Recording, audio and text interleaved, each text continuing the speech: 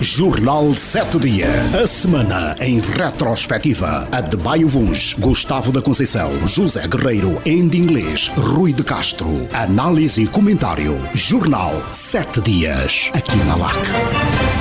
Ouvintes, bom dia. No ar o Jornal 7 Dias, a semana em retrospectiva, nesta segunda edição do mês de setembro. Hoje é 8 de setembro de 2025, na habitual produção da Direção de Informação da LAC, a técnica a ser garantida pelo Mauro Costa e o Ricardo Dias. Na moderação estará o José Silva, também connosco a habitual presença dos nossos comentadores residentes, para já saudar o regresso do Enda Inglês, pelo menos aqui em estúdio, boa recuperação, também do Adbaio Vuns, do Rui de Castro e do José Guerreiro em suporte alternativo. Bom dia a todos e bem-vindos. Bom dia, boa semana. Bom dia a todos.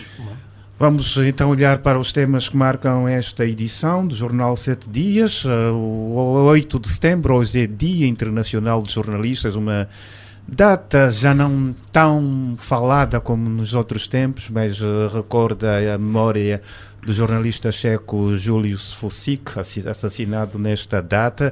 E também hoje estava prevista a greve dos jornalistas dos órgãos públicos de comunicação social, mas greve que foi suspensa na última semana, é um dos temas que marcou os últimos 7 dias. Vamos também olhar para o capital humano que foi tema de conferência nacional, e também a inauguração na última semana da refinaria de Cabinda, a primeira inaugurada após a independência do país há 50 anos. Lançados que estão os temas, vamos então a este olhar.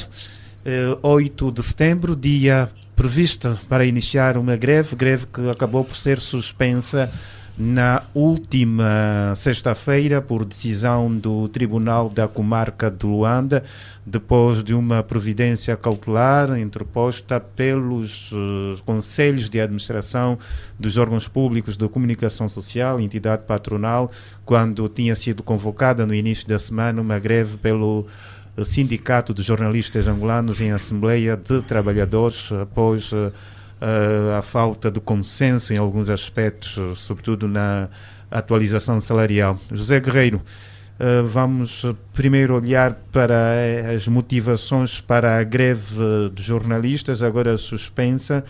Para já, há esta necessidade de se atualizar o salário, há sempre essas reclamações. A resposta do governo, a primeira, desse pagamento parcial ou aumento de 27%, depois 31% dos 58% negociados, não satisfazia aquilo que a classe exigia? Bom, Zé, renovando os votos de boa semana para todos, eu vou falar muito pouco sobre a questão da greve. Há pouca informação, há só questões gerais que nós já sabemos, mas eu, como sei que neste início da manhã, 7h30, 8h, temos muitos funcionários do Ministério das Relações Exteriores e camaradas da Segurança Externa que têm tempo de ouvir o nosso programa, e sei que o ouvem. Eu ia aproveitar de uma maneira meio oportunista e em meio minuto para alertar para informações que me chegaram sobre o funcionamento do Consulado de Angola em Lisboa. Como sabem, em Portugal há uma grande diáspora. Há algum descontentamento dos angolanos, né? Face a alguma desorganização, burocracia excessiva e às vezes até propositada, arrogância de alguns funcionários, desinteresse, falta de profissionalismo, os mesmos hábitos aqui da banda, né? De alguns servidores públicos. Só alguns nossos funcionários naturalmente não são propícios a fazer uma boa imagem do consulado, né? Nota-se que cá fora, né? Quem fica cá fora, os comentários e nos bares à volta, que os comentários de todos os angolanos que entraram, vão entrar ou saíram no tratamento de documentos, são comentários bastante apreciativos em relação ao trabalho da embaixada, do consulado. Eu particularmente acho que estão a fazer a folha, como se costuma dizer, né, à senhora cônsul, né, eu acho. Eu conheço há muitos anos, sempre tive como uma pessoa séria, honesta, militante, profissional, trabalhadora, pelo que as habituais jogadas de bastidores comuns nas diplomacias devem estar em curso. Mas, independente disso, apelava-se que se reformulasse de facto o trabalho isso de alguns funcionários não merecem estar em alguma boa vida no exterior. Sobre a greve, eu acho que a questão dos salários, não é? É consensual, não é? E eu até alargava, a esmagadora maioria dos salários da maioria dos profissionais de todas as áreas não corresponde às necessidades dos trabalhadores. E acho que isto é uma premissa global para todo o país, né? E daí de haver salários injustos, que também sabemos não é possível aumentar de um momento para o outro, em todas as categorias, em todas as profissões, em todas as áreas de atividade, né? Sabemos disso, mas isso não nos pode fazer esquecer, afirmar isso. Os salários de todo o país são salários que não correspondem às necessidades dos trabalhadores. Por isso acho justo, né, que estes comuns de trabalhadores desculpem, utilizem os seus direitos, inclusive de greve, legalmente estabelecidos. Acho natural. Mas há outros aspectos que eu também gostaria que os profissionais e o seu sindicato, né, também se preocupassem. Eu não vi isso muito plasmado nas notícias sobre a greve. É a questão, por exemplo, dos conselhos de redação, que devem ter uma força nas redações, e acho que não existe em nenhum deles. É a questão da instrumentalização dos profissionais por interesses políticos. É a questão dos jornalistas respeitarem também a ética e a ideologia da profissão, e é a formação profissional dos jornalistas. Porque nós ainda, no quadro do jornalismo, assistimos a muitos erros, alguns deles são inadmissíveis. Pronto, à volta da questão da greve por causa de salários, era bom também que o sindicato e os profissionais tomassem consciência da importância destes outros temas que eu falei. De facto, como o Zé Silva disse, o Tribunal de Luanda aprovou a previdência cautelar, apresentada pelos patrões, não é? Acho que um dos problemas principais é a questão dos serviços mínimos, não estava previsto na declaração da greve ou na ata que foi remetida, e acho que devemos aguardar os próximos desenvolvimentos e que tudo se passe no quadro da lei, no quadro da Constituição, e que, sobretudo, os jornalistas, como aliás outros trabalhadores, continuem a defender os seus direitos no quadro da lei em vigor. Obrigado, Zé. Adebayo, uma greve no setor da comunicação social, podemos assim considerar que está a faltar comunicação entre os homens da comunicação, quer profissionais, quer entidade empregadora, para se chegar a esse estágio já de greve? As greves são sempre uma manifestação e uma reivindicação, geralmente, da classe trabalhadora, não é? E, portanto, não diria que esteja a faltar comunicação. De resto, houve rondas negociais, não é? E há algum desentendimento em relação à forma como, por um lado, os aumentos devem ser feitos, não é? Mas a verdade é que as condições laborais neste momento da classe de alguns profissionais é desastrosa e carece de uma revisão urgente, porque cria um cenário de indignidade, né? Nós temos jornalistas, pasme-se, que ganham cerca de 150 mil kwanzas, não é? E portanto é uma realidade que precisa ser vista com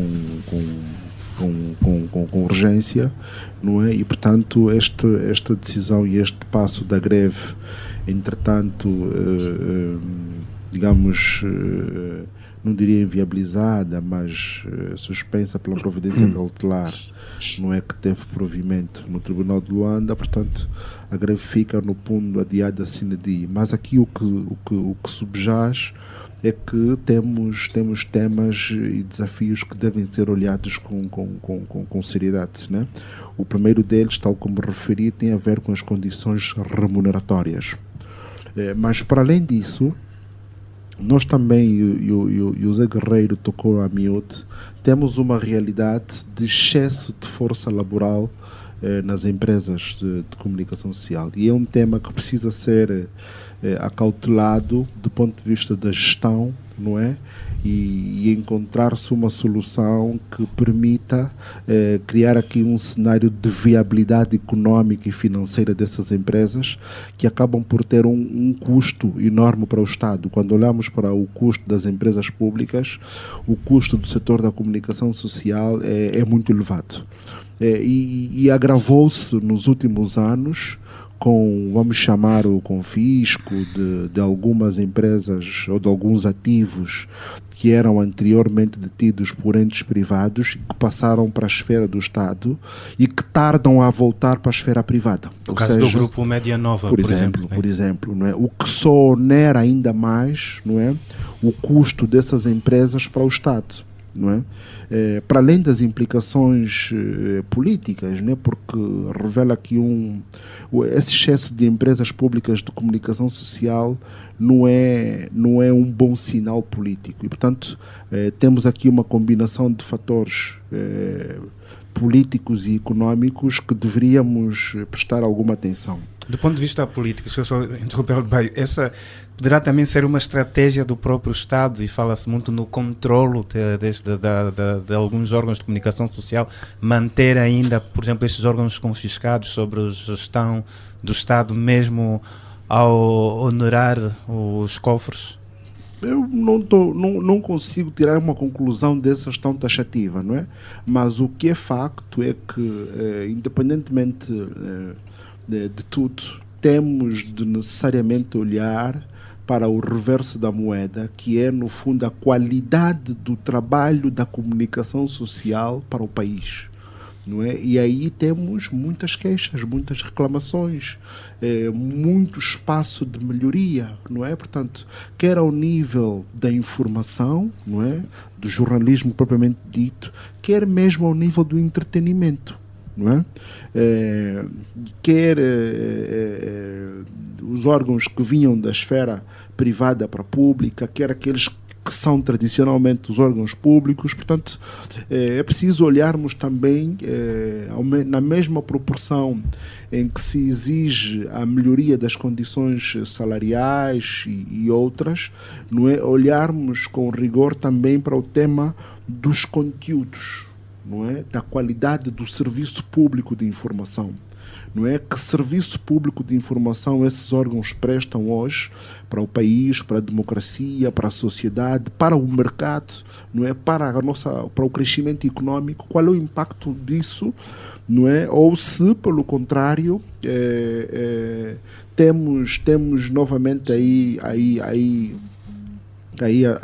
digamos que olhar e também melhorar e exigir melhorias a esse nível.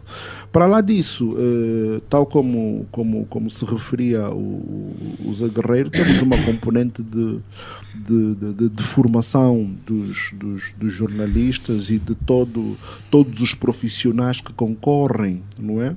Para o trabalho do jornalismo, não é, que precisamos olhar com mais atenção, não é? Portanto, a qualidade dos cameramans, a qualidade dos fotógrafos, a qualidade dos editores, a qualidade dos paginadores e designers gráficos, a qualidade do próprio jornalista, do repórter, dos redatores, dos editores, dos cinematografistas, motoristas inclusive, dos produtores de informação. Portanto, precisamos, mas lá está, não é? Também não podemos olhar a comunicação social como uma árvore isolada, não é? E aqui vamos depois falar do tema do capital humano, quando olhamos para toda a floresta e vemos que há muitas distorções no sistema de ensino, não é? E isso começa desde tenra, desde a formação primária até, obviamente, ao nível da formação superior. E hoje, não é? A formação superior é uma das exigências de entrada para a classe. Lá está, eu não sei se essas regras são tão escrupulosamente cumpridas, não é? Para além de outros aspectos, o Zé referiu-se há bocado ao tema dos conselhos de redação e há outros aspectos aqui que poderiam merecer, no fundo, aproveitar este momento para discutir também um bocado o estágio da comunicação social em Angola. Obrigado, Adebayo. Rui de Castro.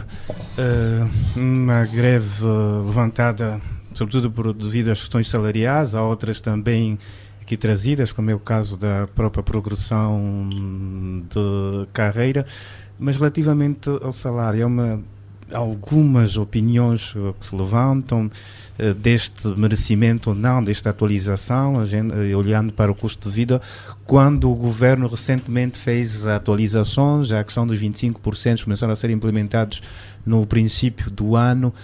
de alguma forma, os órgãos, sendo empresas públicas, que têm um estatuto diferente da função pública, acabaram por ser ou não beneficiados a toda esta discussão?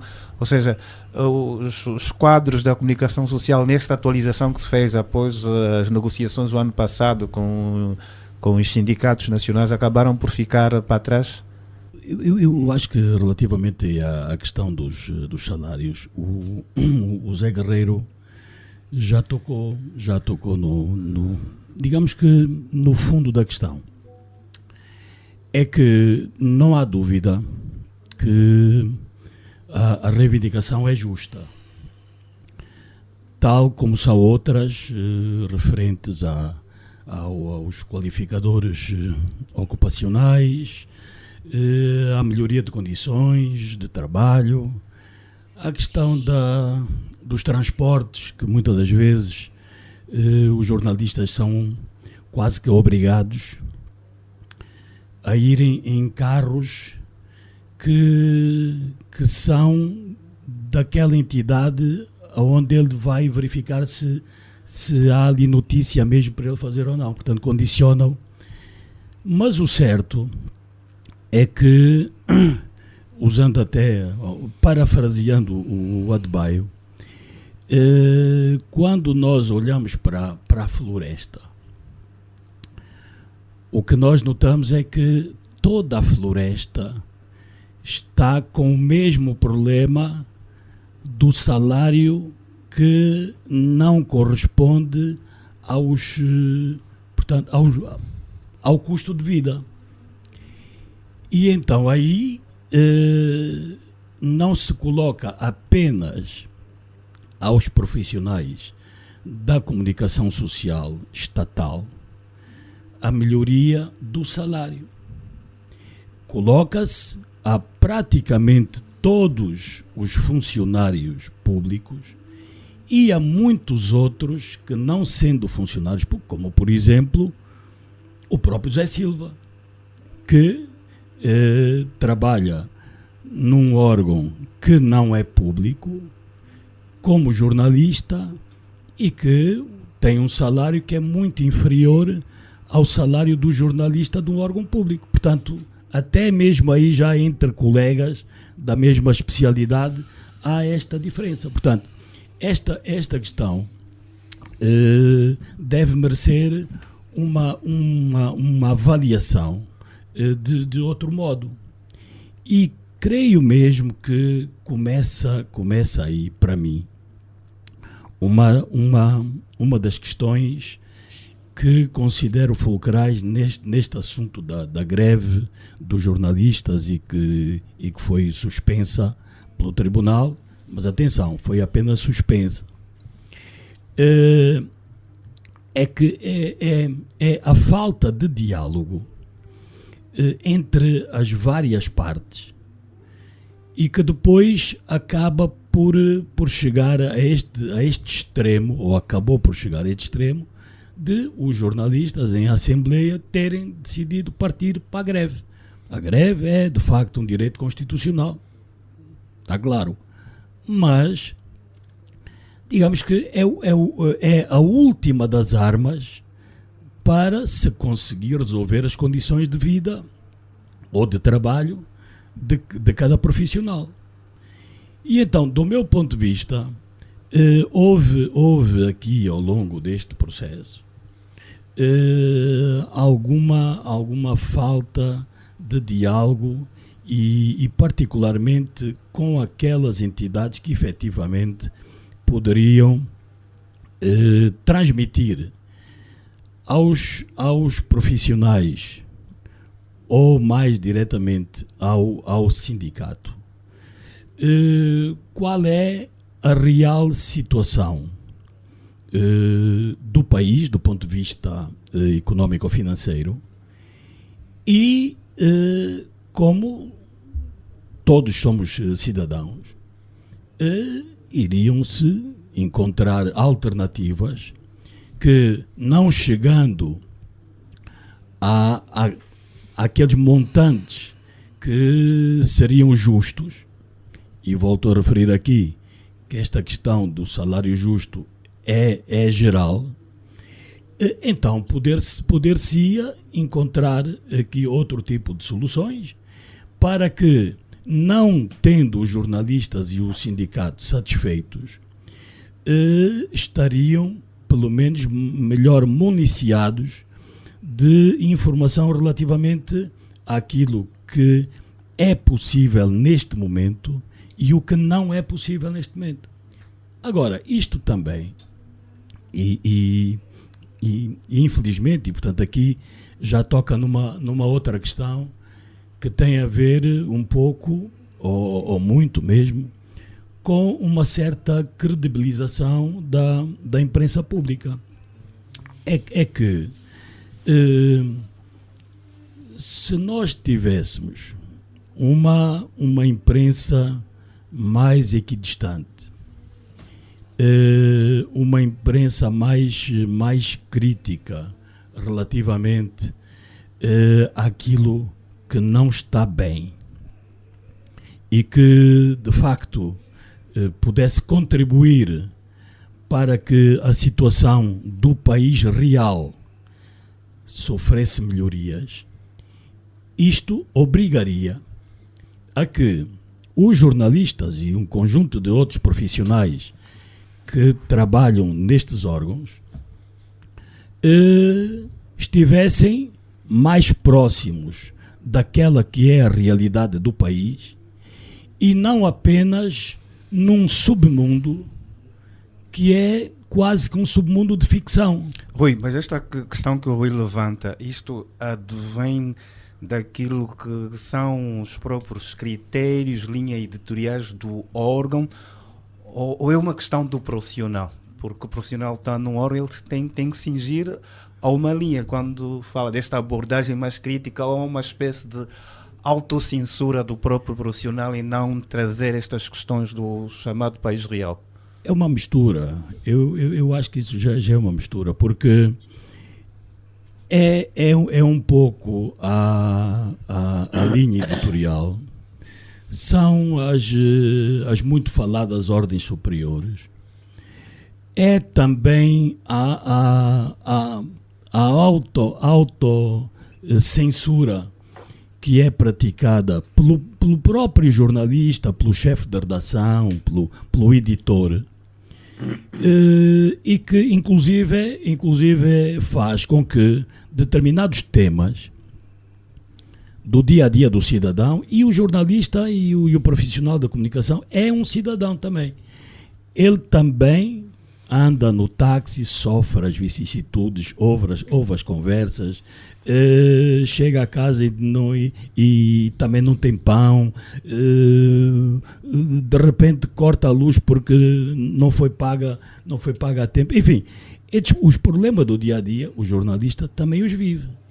Só que é que ele ouve algo no táxi, ele nem sequer comunica ao chefe da redação que ouviu algo que poderia dar uma notícia, porque ele próprio já disse, não, isto aqui não vai passar, portanto, não é para fazer. O que é para fazer? São as reuniões, as feiras, as visitas do responsáveis e, portanto, isto é que é o mundo do jornalista no seu dia-a-dia. E, portanto, convencido que ele acaba por ficar também, que o país é este, e depois mais uma festa, e depois mais uma digressão do artista A e B, e depois os cachês que são pagos, e os carros que são oferecidos aos jogadores, e portanto, quer dizer, todo este movimento que também há, um bocado neste submundo, faz com que o jornalista depois também disse, não, eu também, se eu é que escrevo e preparo e entrevisto o A, B e C, então eu também vou começar a exigir mais, também tenho direito a um patrol, porque eu é que faço isto aqui. Quer dizer, cria automaticamente esta forma de pensar em muitos.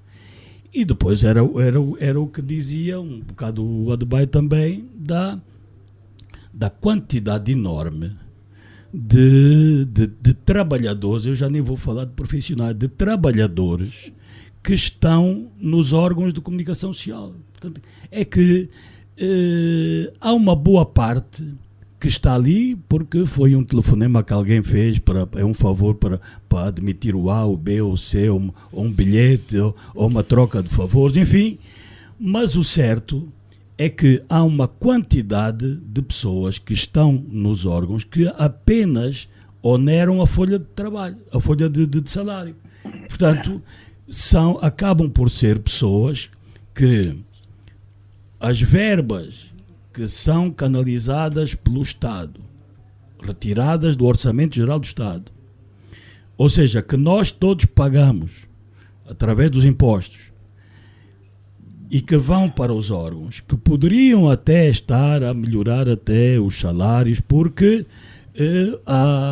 o valor que existe é um e não pode esticar por numa empresa que deveria funcionar com 100 trabalhadores, estarem lá 500. Portanto, estes 400 para lá estarem, os valores vão ter que sair daquele pacote que seria de 100. E, portanto, ficamos aqui com isto. Agora, para terminar, porque de facto havia aqui muita coisa, mas eu gostava de mencionar duas questões. A primeira, que foi a posição do sindicato relativamente à decisão do tribunal. Né? É que por aquilo que foi prestado à imprensa por um responsável do sindicato, a decisão imediata foi de acatar a decisão tomada pelo tribunal. Portanto, este é um ponto positivo e que, mesmo não estando satisfeitos, obviamente, o sindicato também tem que fazer o seu meia-culpa, porque não preparou bem ou esqueceu-se de determinados detalhes para a convocação de uma greve que não foram tidos em conta e alguns até foram considerados de anticonstitucionais. Agora, também diria o seguinte, é que até este momento, se há alguém que nós podemos dizer que está a sair bem, é o Sindicato de Jornalistas Angolano. O que também quer dizer que, se ainda havia alguma dúvida relativamente ao posicionamento do sindicato versus posicionamento da UJA, o que nós assistimos agora é que, de facto, o sindicato representa os profissionais da comunicação e a UJA,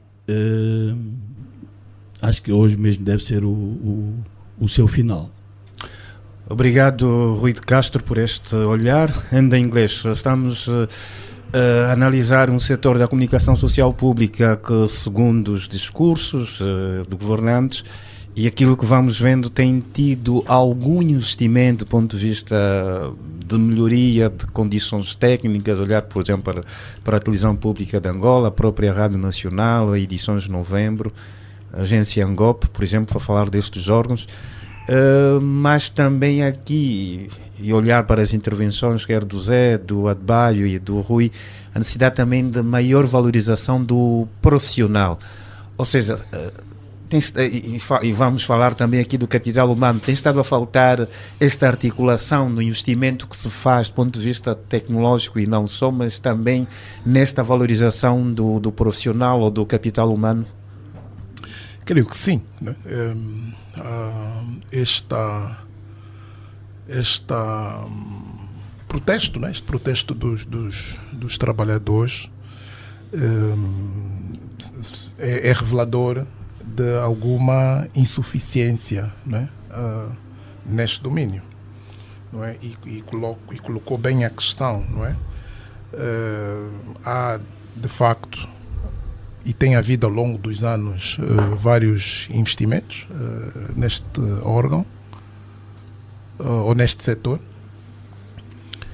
e aqui depois é preciso perceber, não é? Quem mais beneficia não é, com estes investimentos, não é? Quem são os principais fornecedores de serviço, não é, ao longo dos anos e que certamente beneficiam de todos os recursos que são alocados e disponibilizados para investimento e funcionamento dos órgãos, não é? E depois temos que comparar com aquilo que oferem os trabalhadores. E claro, e desejável é que haja um equilíbrio, né? Se temos por um lado, e acredito que sim, né? Por um lado, investidores ou empresários que atuam no setor da comunicação social como prestadores de serviço a enriquecerem, não é? Claro que temos que assegurar que também aqueles que elaboram e asseguram o serviço público de comunicação social, claramente não é desejável, não é normal que se espera que eles enriqueçam, mas não é normal que uma boa parte destas pessoas e profissionais, estejam em situações de quase indigência, não é? Ao longo da sua vida profissional, com muitas dificuldades, e para não falar daqueles que depois saem, são reformados e em situações muito difíceis, né? E aqui temos que perguntar, portanto, de quem, não diria de quem é a culpa, né? Mas quem é responsável por este estado de coisas, né? Quem é que na verdade manda na comunicação social? E porque isto é resultado de ações e omissões, não é? E desde logo temos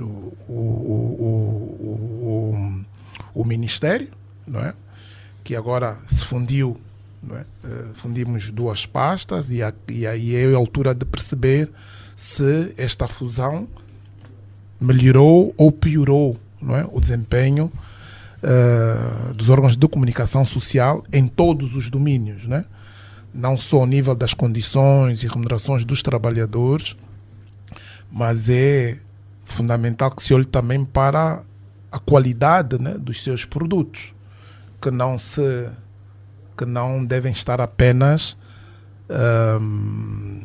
concentrados, né? Não devem estar apenas focados no serviço de informação e noticioso e de notícias, né? É preciso explorar muito mais, não é?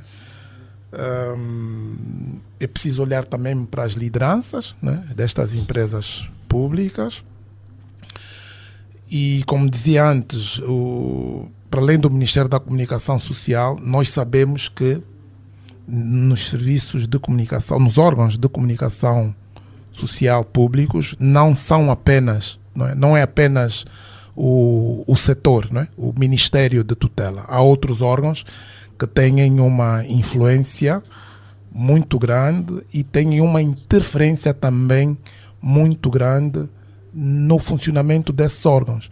E essas ações, obviamente, e sobretudo aquilo que interfere, né, as questões de interferência, comprometem e certamente estarão na base da avaliação negativa que fazemos sobre o desempenho da comunicação social. Há sempre muitas distorções, há inconsistências e, acima de tudo, temos a dificuldade de explorar o potencial que a comunicação social pode dar e, sobretudo, irmos diminuindo, e essa é a questão de fundo, irmos diminuindo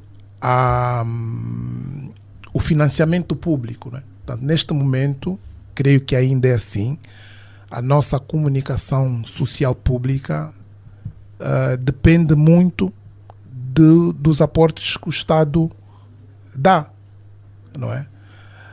Mas não deve ser assim, não é? Porque a verdade também é que temos órgãos privados de comunicação social nos diferentes segmentos que vivem sem os aportes do Estado. E, portanto, é fundamental que haja capacidade de liderança e organizacional para assegurar que se explorem outros mecanismos de financiamento da atividade das nossas empresas públicas, não é?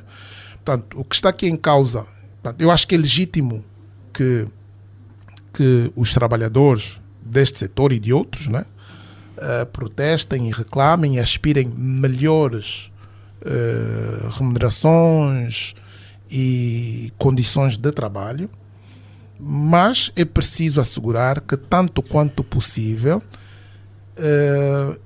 e porque somos uma economia de mercado, não é? É assim que nós dizemos, não é? Que asseguremos que a realização, materialização deste desidrato seja assegurado tanto quanto possível com os recursos gerados por estas empresas. E a questão é, por exemplo, e nós vemos, não é? Hoje a comunicação pública, não é? E a tradicional não é a única forma de comunicação. Nós vemos, por exemplo, que há muitos, hoje, pessoas, né, os tais influenciadores, né, digitais, que fazem um trabalho remunerado, não é? E estão a viver muito melhor do que muitos trabalhadores. E fazem trabalhos, cobrem, por exemplo, situações, né, trabalhos, né, por exemplo, inaugurações, e que são pagas, esses trabalhos são pagos muitas vezes por empresas, instituições públicas, trabalhos que poderiam ser feitos para as nossas empresas. Por que é que não exploramos isso? Por que é que as empresas não têm credibilidade? Está bem, mas então isso é uma questão das lideranças. Está bem, eu concordo, não é? Mas aqui está. Temos, por um lado, as necessidades dos trabalhadores, temos, por outro lado, a capacidade financeira do Estado em satisfazer essas necessidades. E o potencial dos investimentos que fizemos, né? Então, a questão é, se, em termos de governação e de gestão dos órgãos, queremos manter a situação como está, então o Estado tem que ter condições de colocar lá dinheiro.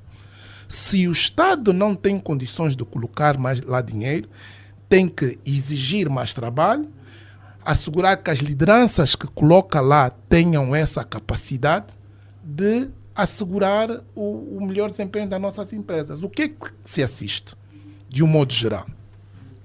É que, e já há muito tempo, né, nós vemos que, e olhando para o estilo de vida, né, para algumas pessoas que trabalham na comunicação social, não vivem do salário, não é? Desses salários estamos aqui a dizer.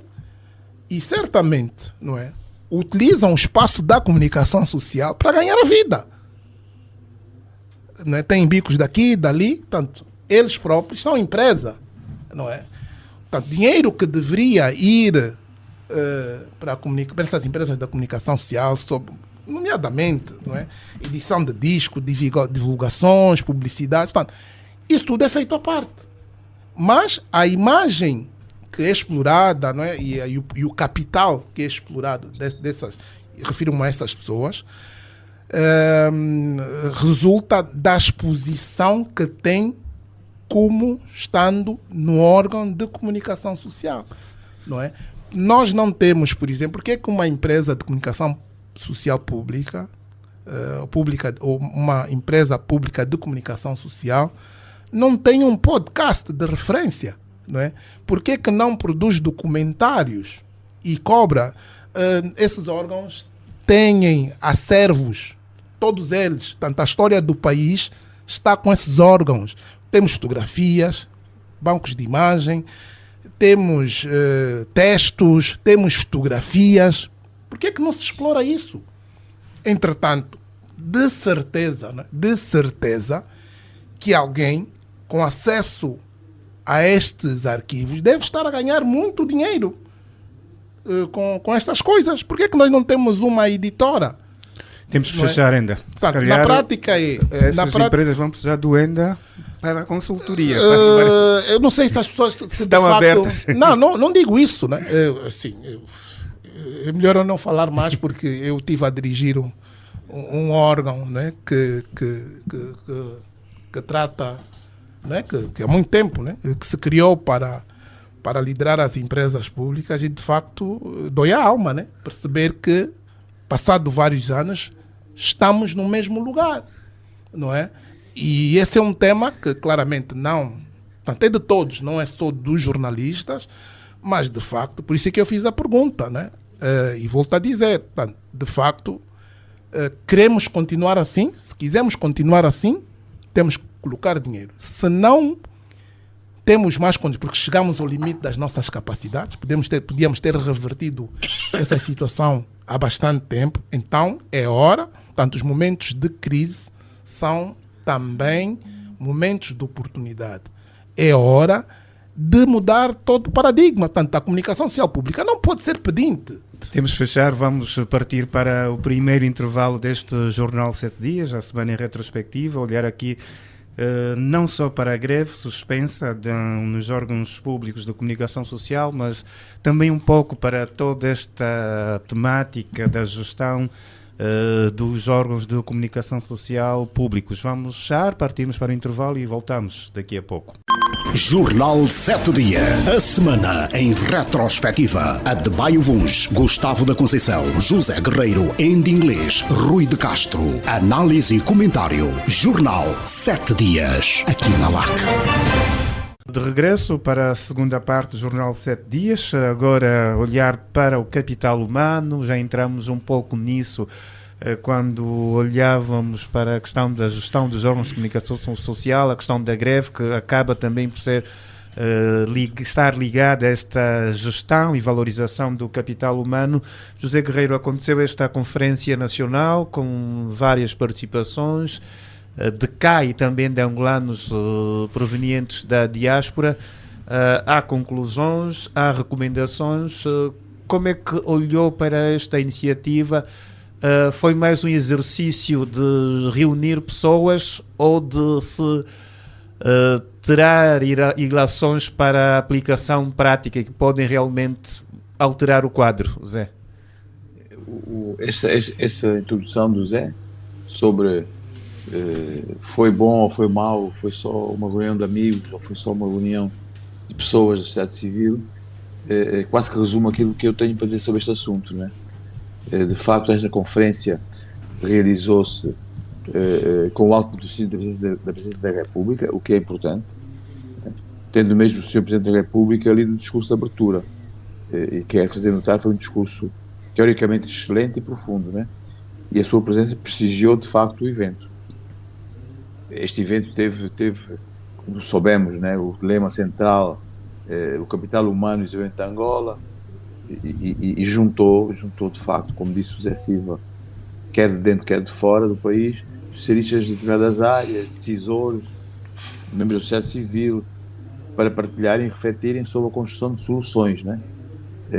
Soluções para quê? Para fortalecer o futuro do país através do investimento nas pessoas. Princípio sagrado, fundamental e necessário, né? Mas eu na semana passada já me tinha referido a este evento, né? Quando abordei o tema sobre o excesso de feiras, exposições, seminários, fóruns, conferências, workshops, webinars. Não sei se me esqueci de algum, né? Mas eu não vou por isso fugir ao meu raciocínio anterior, né? Quando me referi à proliferação deste tipo de eventos, né? E quando eu disse na altura, não é, que a maioria destes eventos são inúteis, despropositados, inócuos e, sobretudo, com mínima influência no país real. Mas voltando agora então à Conferência do Capital Humano, eu questionava também na altura, acho que há 15 dias, uma semana, eu questionava se a participação, vamos ver assim, se era possível que num dia, não é, ou num dia e meio, se possam apresentar conclusões, ou pelo menos ter espaço e tempo de reflexão, num formato em que dezenas de painéis existiram, dezenas de moderadores, dezenas de preletores e centenas de participantes. É possível num dia e meio, com esta substância de conteúdo, chegar-se a conclusões, chegarem-se a planos concretos que possam alencar o desenvolvimento do país. E quero fazer notar que os temas selecionados eram importantíssimos. os moderadores excelentes, os preletores de elevada carreira técnica, profissional e académica. As comunicações feitas, pelo que eu soube, em cada um dos painéis, foram muito sérias e profundas, e para não dizer até assertivas. Mas como perguntariam os jovens, ou seja, com tudo isto, né? O país já constatou que nestes últimos 50 anos, nós estamos a comemorar 50 anos de independência, e a conferência até se incluiu nesta programação, muito pouco do que se falou naquela conferência, e que não é a primeira nem a segunda, muito pouco, dizia eu, foi e é aplicado. Nestes 50 anos, o que se falou naquela conferência, muito pouco foi e é aplicado. E nós temos que ser diretos, frontais e objetivos. A nossa prática ao longo dos anos é ter uma política de gestão de pessoas, né? Quer a nível do poder central, quer a nível das empresas públicas, quer a nível local, que tem contrariado essa política de gestão de pessoas, tem contrariado tudo o que cientificamente deve ser feito e que muito se falou na referida conferência. Quer dizer, nós temos 50 anos de prática de tudo que devia ser feito e que não foi feito naquele quadro. E considerando que aqueles princípios não foram inventados a semana passada, né? O que aqueles proletores falaram não caiu do céu a semana passada, não. Já acontecem quase 50 anos. Né? E desculpem-me eu ser um bocado mais objetivo, né? Porque nós temos visto que em nenhuma política atual sobre o capital humano está incluído, com certeza, o que assistimos há muito tempo no nosso país. Né? Certeza que o que foi lá falado não incluía, por exemplo, apostar em jovens cuja maioria na prática demonstra não ter valências e capacidades para os cargos para que foram nomeados, deixando para trás os jovens humildes, trabalhadores, dedicados, que são competentes, que são patriotas, que gostam de aprender e que não se excedem nas mordomias pelos cargos para os quais são nomeados. Né? Isto com certeza que não está esta prática de nomeação não está nas conclusões daquela conferência e tem sido uma nossa prática. Refiro também à aposta em mulheres só para cumprir cotas de igualdade do género, que na prática se mostram incompetentes para os cargos nomeados e ficam de fora as muitas mulheres competentes e seriamente empenhadas no desenvolvimento do país e que defendem e têm ideias próprias, não se reduzindo, neste caso, a ser uma mera yes woman. Por outro lado, a mais que normal e habitual nomeação de parentes e depois estes parentes puxam também outros parentes. E também não estava considerando as conclusões da conferência. Não é? O uso generalizado da militância política, que é um critério muito significativo no quadro da movimentação do capital humano. A utilização de mecanismos, desculpem o termo, acho que não é correto, mas talvez expresse a minha ideia, a utilização de mecanismos e critérios objetivamente subjetivos para a captação de quadros, para a nomeação de quadros, responsáveis e dirigentes, do tipo, foi colega de curso, do tipo, amigo do bairro, do tipo, estudámos juntos em Londres ou em Lisboa. Isto também são critérios. Com certeza que isto também não está nas conclusões da conferência sobre o capital humano.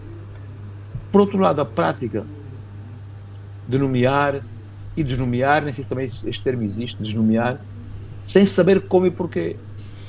E depois, o que chega, a primeira tarefa que tem é desfazer-se da maioria dos quadros da antiga equipa. Isto também não está nas conclusões da reunião sobre conferência, da conferência sobre quadros.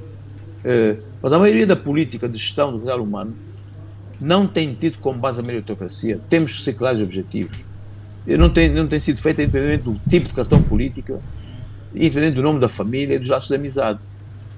Então nós devíamos perguntar quais os critérios para as nomeações, como e quem é consultado institucionalmente para as nomeações e movimentos de vagas. É feita a avaliação de desempenho?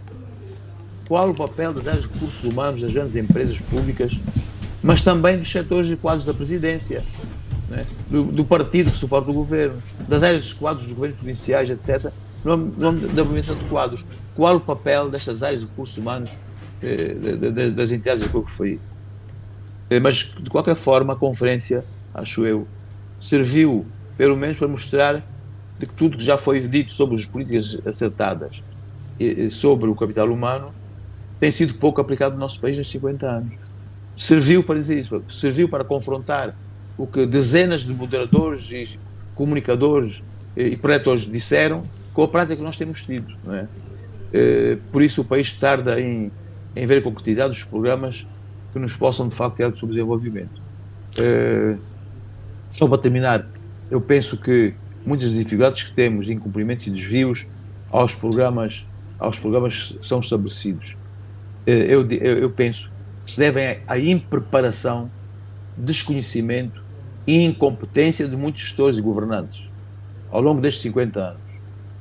E que se no início, no pós-independência, isso poderia justificar de alguma forma, porque os quadros tinham todos ido para fora, havia muitos poucos quadros angolanos habilitados, etc, etc.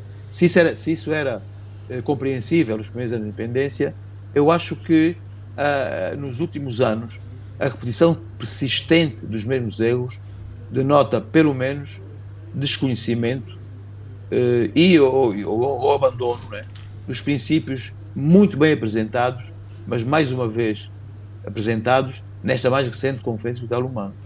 Por isso eu fico na expectativa, enquanto estiver vivo, se algumas das importantes e principais regras passadas na Conferência sobre o Capital Humano nos próximos 2, 5, 10 ou 50 anos vão ser implementados.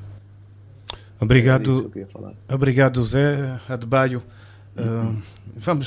Vou colocar essa pergunta até porque durante a conferência surgiu assim, percebi-me numa conversa entre os jovens que levantavam essa questão, mas afinal o que é capital humano? Parece para aquele grupo de jovens, para alguns, era um dado...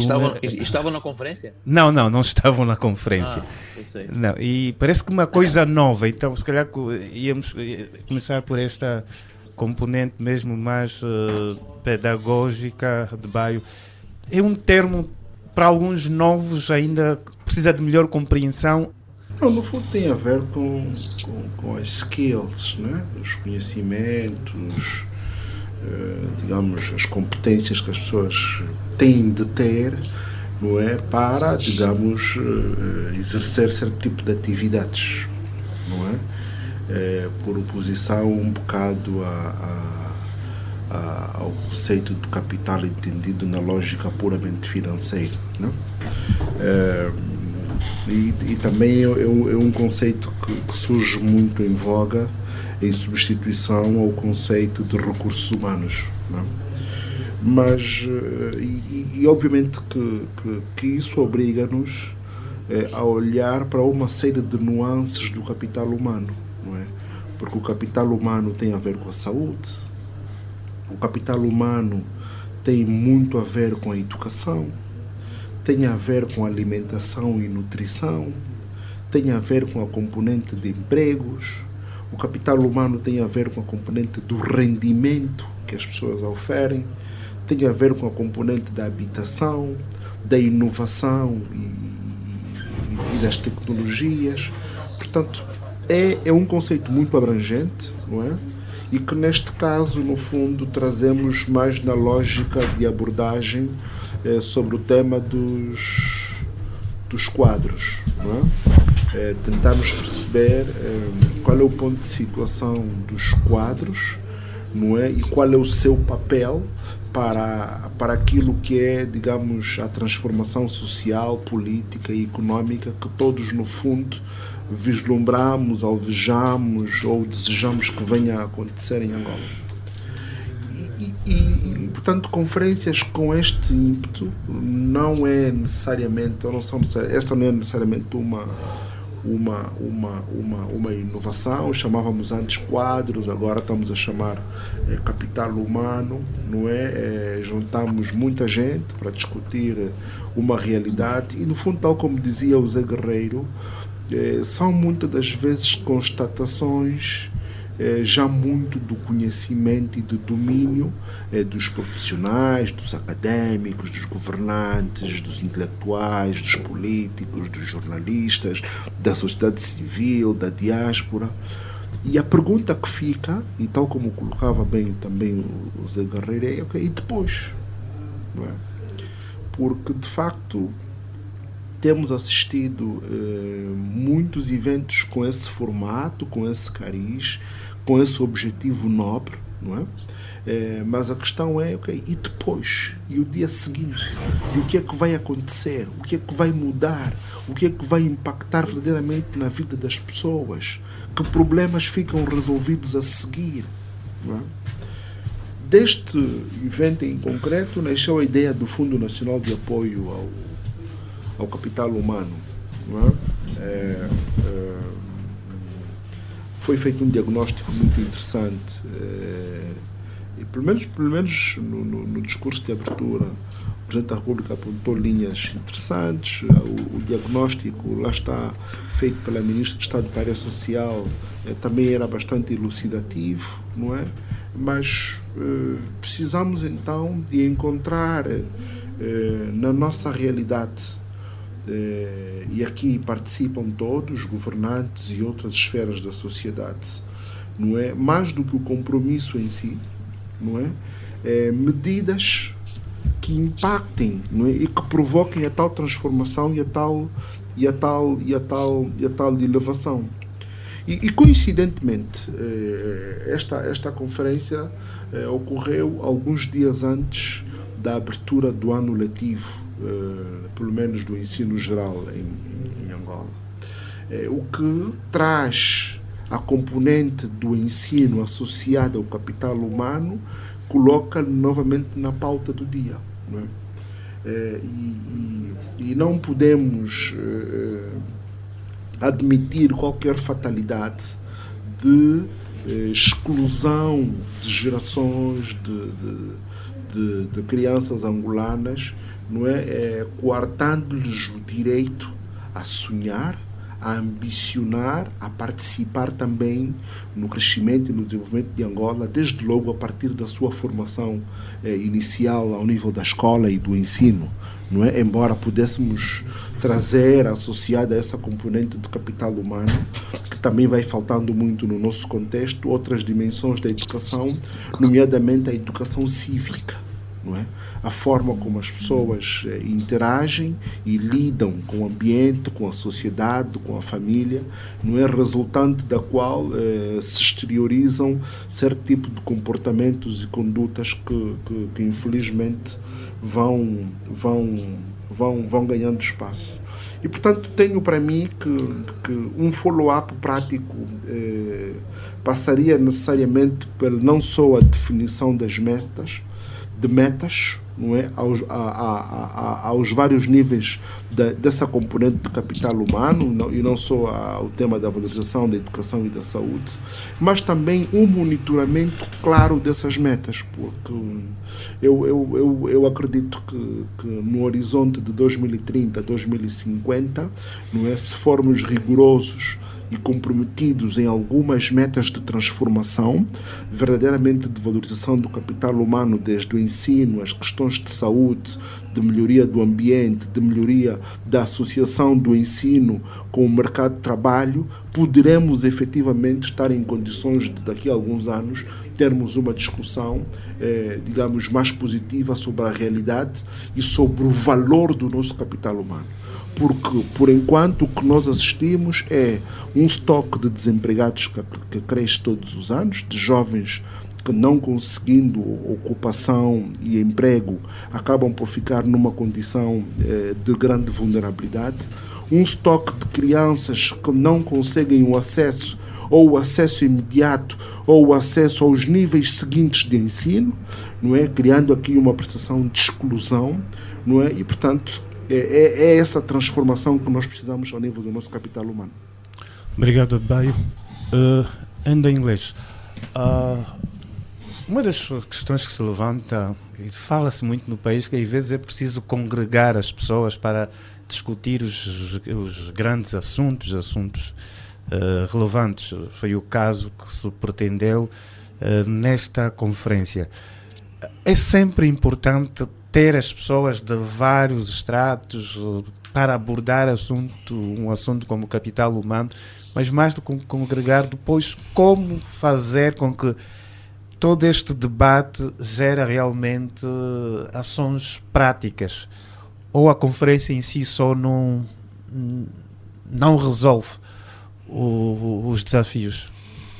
É um meio, não é, para atingir objetivos e metas. É normal que se façam eventos, né, de congregação de diferentes sensibilidades para auscultá-las, né, obter os seus contributos, para prestar informações, e é assim que se faz. Agora, claro que isso tem que estar alinhado a uma determinada estratégia, né? E a questão que se coloca é efetivamente esta, né? O que é que vamos fazer com toda esta informação que se colheu lá, não é? É para fazer uma estratégia? É para desenhar uma estratégia? É para afinar a estratégia? Para melhorar, não é? Porque falamos de um plano, né? Temos sempre planos, vários planos, mas o que não se sabe é efetivamente, portanto, qual é a estratégia, né? E no final do dia, e compreendo e concordo também com a abordagem do Zé Guerreiro, né? Que é transversal, sempre que há muitos workshops, muitas estratégias, é verdade, e pelo número de eventos que nós realizamos, eu penso que já, e mesmo neste domínio, né? Portanto, este tema do capital humano não surgiu agora, e eu acho que o país já deveria ter pelo menos um documento reitor, um livro branco de desenvolvimento do capital humano, não é? E devia haver um evento, não é? E já creio que já houve, né? Um evento de colher várias opiniões, desenvolver uma estratégia clara, não é? E nesta altura estávamos no momento de apresentar e discutir resultados, apresentar e discutir constrangimentos, né? Porque podemos ter uma estratégia, não é? Mas há sempre riscos, não é? Os riscos de desvios, não é? Dessa estratégia, de ações que não vão em linha com aquilo que nós queremos, não é? Mas também o risco de não explorarmos o potencial do contexto. E neste domínio do capital humano, portanto, há certamente várias nuances, não é? Do problema que temos ao nível do desenvolvimento do capital humano. Desenvolvimento e aproveitamento, né? E eu acho que o primeiro passo era assegurar que explorássemos, né, e utilizássemos o máximo do capital humano que temos, né? Antes, se agora, né, não conseguimos optimizar, utilizar, fazer uma melhor utilização dos quadros que temos, não é? Não temos uma solução, não temos uma organização que assegure isto, não é? Como é que nós vamos tirar melhor proveito quando aumentarmos esse número? Nós, e em termos de estratégia, temos sempre vários caminhos, né, para atingir um desafio. Temos temas de quantidade e qualidade, e a questão aqui é saber qual é a opção. Portanto, nós vamos suprir as nossas necessidades de capital humano por via de estabelecimento de instituições públicas ou privadas cá no país, ou vamos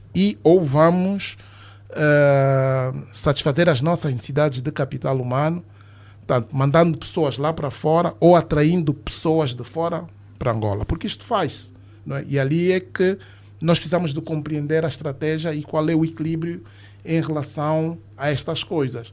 Também sabemos que não é do dia para a noite, são processos longos e muito aturados e com alguma consistência, e é por isso que deve haver um documento reitor, né, que não seja apenas um plano, porque um plano pode ser uma lista de desejos, né? Depois é preciso criar condições e de ter recursos e capacidades para gerir todo este processo e ter inclusivamente uma organização, que pode ser um ministério, uma comissão, que assegure esse aspecto. Por exemplo, para além do livro branco que nós devíamos ter já uma lista de competências críticas, né? Que precisamos, e muitos países fazem isso, que precisamos de desenvolver rapidamente para assegurar, então, objetivos de desenvolvimento econômico e social. Portanto, quais são as competências críticas nos vários setores, não é, de que precisamos para assegurar, então, o funcionamento dos vários setores? Qual é o estágio, não é, de utilização e angulanização, por exemplo, neste momento, dos setores críticos da nossa economia? E quando digo os setores críticos da economia, não estou apenas a referir-me àqueles em que queremos transformar ou diversificar, que são importantes, mas aqueles que, por exemplo, geram e consomem mais recursos, né? Também na nossa economia. Estou a referir-me, por exemplo, ao setor petrolífero, não é? Que andamos a lutar há muito tempo em relação à angulanização. E como também é um setor que é, portanto, que atrai e é dominado neste momento por empresas estrangeiras, né? Tanto o petróleo ainda, que é nosso, não é? E que já estamos na fase, infelizmente, agora da refinação, temos uma refinaria, mas a realidade é uma, né? Portanto, nós ainda não somos, quando digo nós, os angolanos, a empresa pública e as empresas privadas de exploração de petróleo em Angola, não são a que mais exploram petróleo. É um caminho ainda a fazer. Portanto, o que é que nós estamos a fazer em relação a isto? E depois, e ainda neste setor, temos o tema da nossa empresa e o próprio setor que, felizmente, com os vários recursos que tem, formou muita gente. Mas nós sabemos qual é o uso que infelizmente temos dado a este capital humano, né? Muito, muito importante, não é? Que tem muita gente que emprega muita gente, há muita gente em casa. Temos situações ainda que é crítico, que são situações críticas, em que mandamos muita gente para fora, não é? E o que deduz que não deve haver alguma estratégia concreta para além de mandar gente para fora.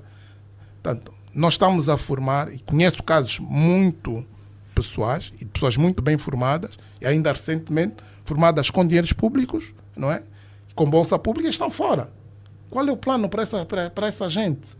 E depois, não é, naquilo que diz respeito também à formação ainda internamente, que precisamos, sim, há um caminho que está a ser feito em termos de construção de campos universitários, aumentar a capacidade de formação de pessoas, não é? Mas, por exemplo, e apesar desse esforço, quer no ensino primário, ainda temos muita gente fora do sistema de ensino, e ainda as capacidades instaladas neste setor, não é, público e privado, ainda não absorvem, e só estou a falar ainda de quantidade, né? Não estamos ainda a falar de qualidade em termos de resultados, né? Não absorvem a demanda, né, interna. E a questão é, por que, e é isso que eu gostaria de ver, né? E também não participei, ouvi só os discursos, né? Mas nós temos aqui mesmo na nossa região, na África do Sul, que é das maiores universidades por correspondência no mundo, com 400 mil estudantes em todo o mundo, que é a UNISA, 1873, que foi fundada. Portanto, e por isso que eu falo da questão da estratégia. Por que nós não temos um ensino à distância? Não é? A nossa capacidade de construir coisas vai ainda demorar muito tempo. Mas, tendo uma instituição como esta, ou em parceria com a UNISA, por exemplo, né, nós podemos formar muita gente. Nós ainda estamos a construir a maior parte das universidades com sala de aulas apenas, né? Nós sabemos a experiência lá fora. há anfiteatros, a maior parte das pessoas portanto, recebe as aulas. O primeiro passo é num anfiteatro com mais de 300 pessoas, que depois é canalizada para as salas de aulas, obviamente com um sistema de ensino também diferente. Estou-me a referir numa altura em que não tínhamos os acessos em canais digitais. Portanto, nós podemos formar em Angola, não é? Para aquelas skills, porque às vezes é mais barato por causa depois das outras skills, porque não são apenas os alunos, são também os... Em relação a este exemplo da África do Sul, não se colocaria a questão da língua? Também, mas nós temos mandado pessoas lá para fora. Hoje, certamente, e se fosse esse o caso, ainda bem que referiu-se a esse aspecto. Por exemplo, um exemplo muito importante em questão da língua. Por exemplo, a China e a Índia têm, obviamente, e têm desenvolvido muito neste domínio da educação, mas há uma grande diferença entre a China e a Índia. A Índia explorou o facto de ter o inglês como língua oficial, por exemplo, não é? E por causa disso conseguiu criar, por ter muitos estudantes, o seu ensino, né? E o inglês é uma língua oficial, por exemplo, conseguiu criar uma indústria de call centers no mundo, não é? E nós, quando falamos nas formações, estamos sempre nos STEMs, qualquer coisa, isso tudo tem a ver com aquilo que queremos desenvolver, que oportunidade queremos explorar. Eu acredito, aliás, vejo isso em minha casa, os meus parentes, né? O nível de conhecimento, os meus filhos estudam numa escola angolana, mas o nível de desenvolvimento deles em matéria da língua inglesa é muito superior ao que eu tinha com a idade deles. E nós temos um número muito maior. Se calhar é mais fácil formar mais gente em inglês para que possa, por exemplo, ter acesso a um ensino em inglês a partir de Angola. Porque depois, onde é que estão os quadros? Quais são as escolas de formação? Como é que estão? Portanto, nós sabemos que quem vai para o ensino, nos diferentes níveis, é aquelas pessoas que não têm oportunidade para ir para outro sítio. Portanto, eu gostaria de ter ouvido falar muito mais em estratégia e instrumentos e mecanismos de evolução, porque, de facto, em termos de diagnóstico, está tudo feito. Portanto, ou devia, se não está feito, é muito mal. Está feito. Portanto, nesta altura, é preciso mesmo, portanto, delinear uma estratégia, definir um plano e implementar. Agora, para fechar ainda. Para fechar mesmo, eu lembro-me de ter ouvido, e muito bem, o Adbai falou, referiu-se ao discurso do Sr. Presidente da República. Logo no início falou do capital humano, né? Que é um conjunto de competências, habilidades, conhecimentos e valores. A questão, portanto, é um conjunto de tudo isto, né? A questão, para deixar, é o que é que mais tem faltado, o que é que mais tem contribuído para o estado de coisas, não é? Porque dá-se, de facto, uma ênfase muito importante nos conhecimentos, nas questões técnicas, mas o que vemos em termos das lideranças nos diferentes setores, né, público, privado, empresas, institutos, é que hoje o país está muito mais e melhor servido em termos de competências técnicas. Portanto, há muita gente, o país fez um investimento muito grande, a geração que está a gerir hoje o país, uma boa parte dela estudou na Europa, né? Agora, não é falta de competências, só. Certamente não é falta disto, né? Mas temos que fazer um trabalho muito grande e é preciso perceber depois o que é que mais tem pesado, né, para o estado de coisas. E o tema dos valores é, de facto, e das lideranças, né, é, de facto, o tema mais transversal que merece, em minha modesta opinião, atenção. Obrigado, Enda.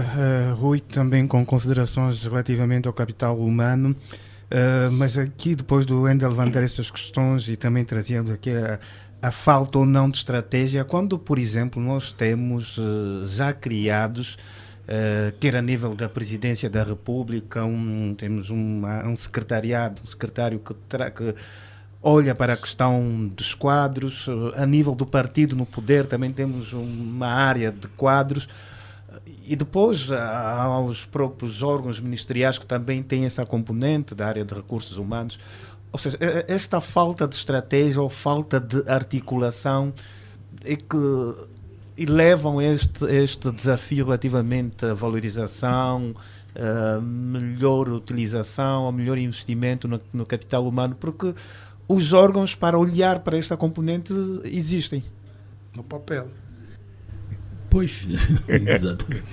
Existem, tal como existem de há muito tempo, um conjunto de orientações referentes à forma como anteriormente se cuidava dos recursos humanos, e que a partir de uma determinada altura até essa terminologia foi transferida para capital humano, justamente para acompanhar as novas dinâmicas, as novas abordagens, e acerca do papel daqueles que efetivamente são o motor de todas as organizações, que é o fator homem. Portanto, nós efetivamente tivemos mais uma conferência. Não sei se o termo será mesmo correto dizer mais uma, mas o certo é que ocorreu, não é?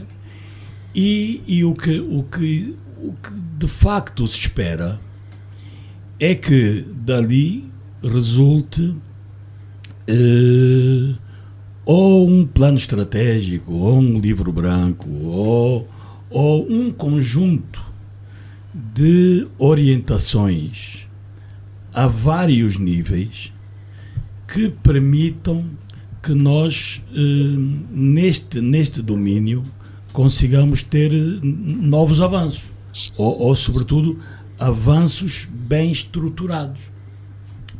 Porque parece-me que se não atacarmos a fundo a questão da qualidade do ensino pré-escolar e o ensino de base, se não tivermos em atenção que nesse nível de ensino em que as crianças se começam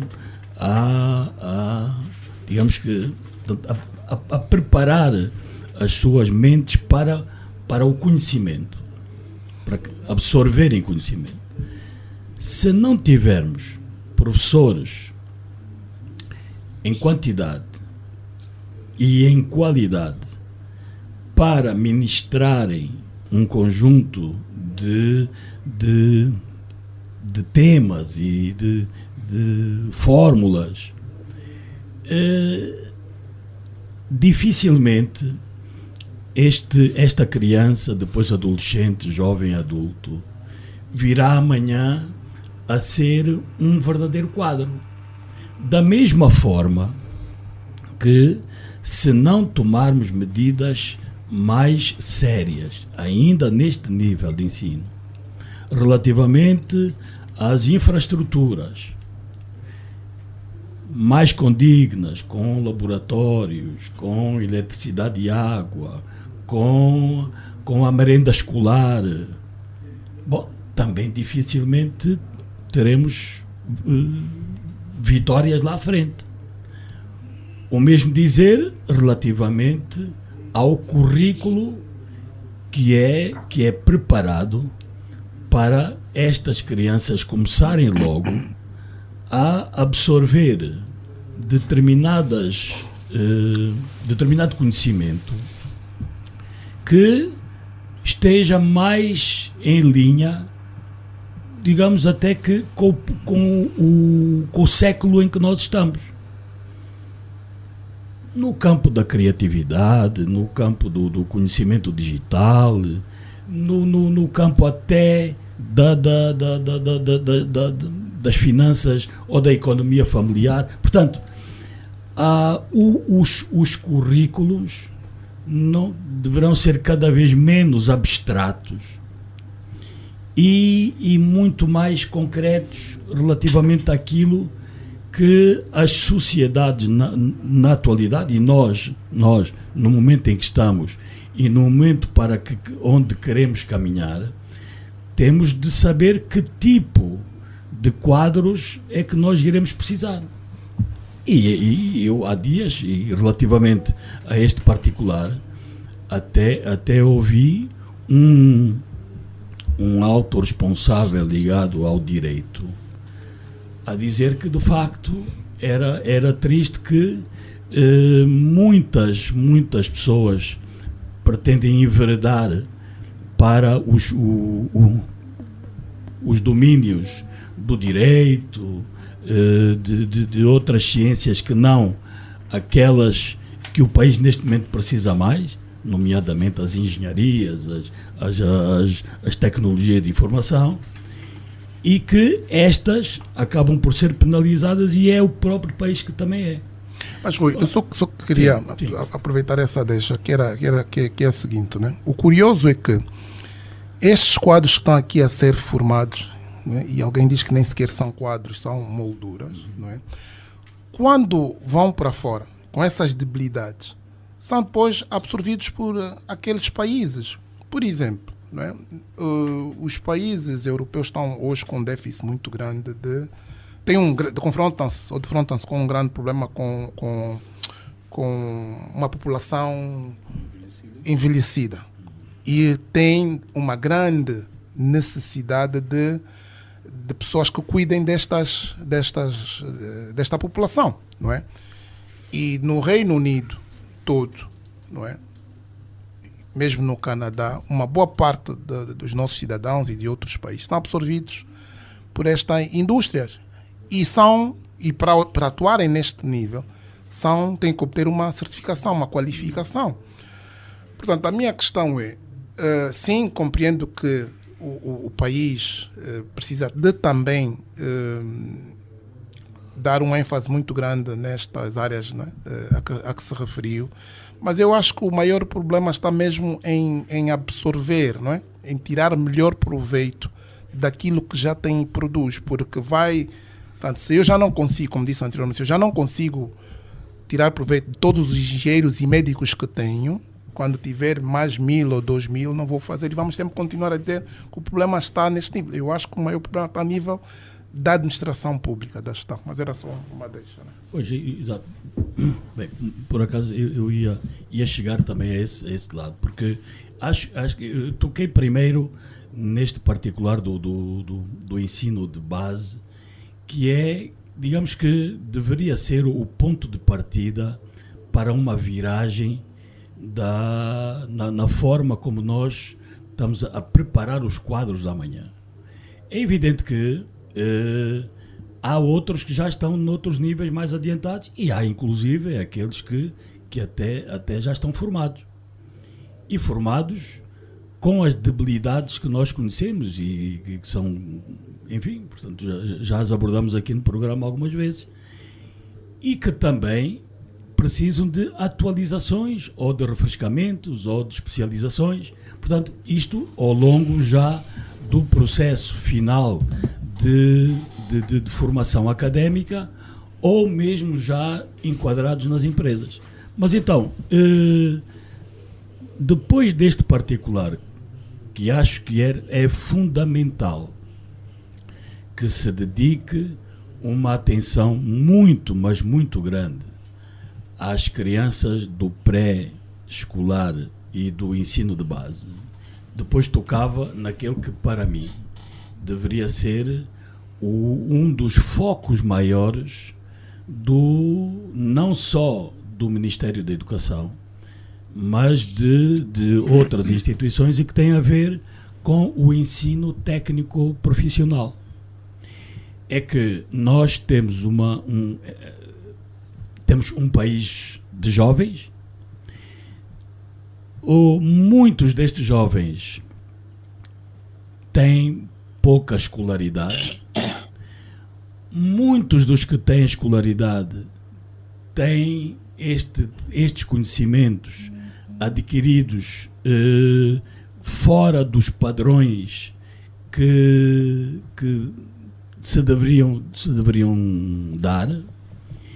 E então tem muitas dificuldades depois para chegar ao mercado de trabalho, porque não tem um diploma, não tem uma certificação e também não tem conhecimento profissional de nenhuma especialidade.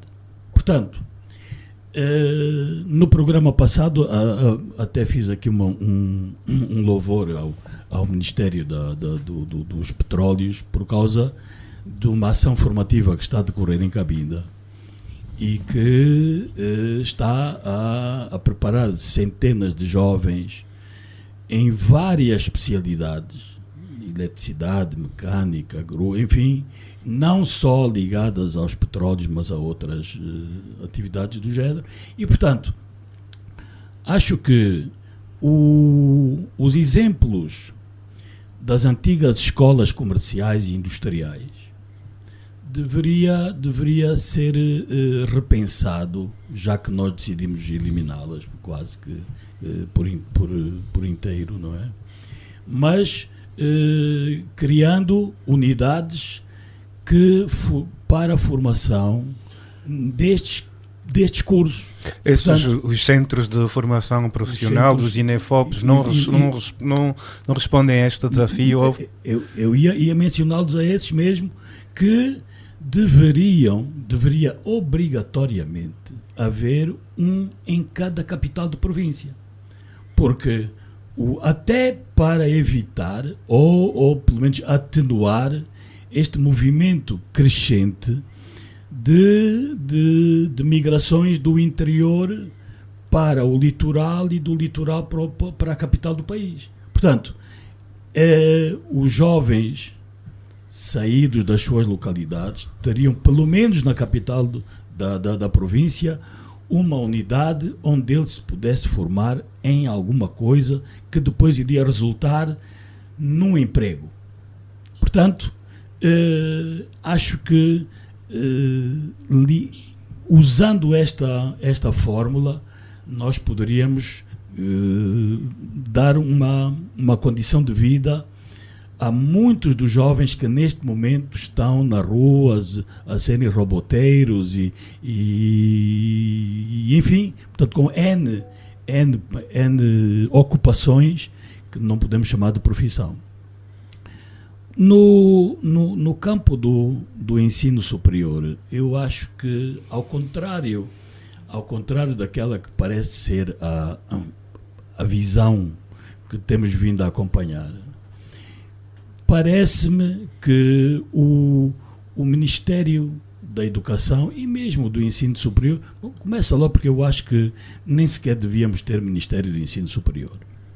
Portanto, o Ensino Superior poderia ser uma Secretaria de Estado dentro do Ministério da Educação e que teria uma função que eu depois mencionarei a seguir, mas que é, o que eu acho é que nós deveríamos optar por deixar o ensino superior nesta fase, deixar para as instituições privadas.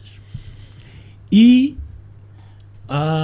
as universidades estatais deveriam ser o mais rigorosas e seletivas para dali se obter a excelência. Os licenciados, ou melhor, os formandos das universidades privadas, no final de cada curso, deveriam ser submetidos a uma espécie de um exame final, que esse sim estaria ligado a uma avaliação preparada por esta Secretaria de Estado, que iria então conferir idoneidade ou certificar a licenciatura. Portanto, o Estado trabalharia nos ensinos de base, secundário, profissional, e depois lá mais para a frente trataria dos mestrados. Portanto, por aí, isto para quê? Para concentrarmos a massa que temos de técnicos de educação para aquelas, digamos que, para o tal ensino de base e o secundário. Por último, que ainda não é bem por último, mas quase, acho que também a nível da própria função pública, temos aqui uma questão relacionada com o capital humano que me parece que poderia ter também um outro tipo de valorização se a cada etapa da evolução de um quadro na função pública não houvesse apenas uma promoção de categoria que depois quer dizer um salário melhorado.